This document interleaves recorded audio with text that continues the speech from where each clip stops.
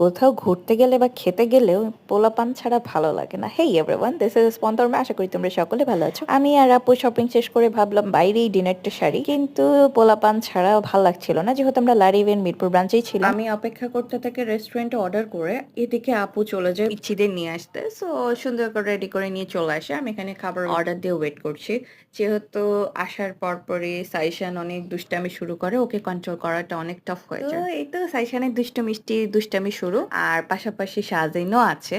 সবাই মিলে পুরো রেস্টুরেন্টটা ঘুরছিলাম, ছবি টবি তুলছিলাম। এরই মাঝে আমাদের খাবারটা চলে আসে। আমরা ফ্রাইড রাইস কম্বো অর্ডার করেছিলাম। সো আমি সাইশানকে ডিল করছিলাম আর আপু শাহজিনকে। ওদের ফ্রাইড রাইসের যে কম্বোটা ছিল এটা কিন্তু মজা ছিল, যথেষ্ট প্রপার কুক ছিল, কিন্তু চিকেনটা কেন জানি ভালো লাগছিল না। চিকেনের মধ্যে লবণের পরিমাণটা যথেষ্ট ছিল।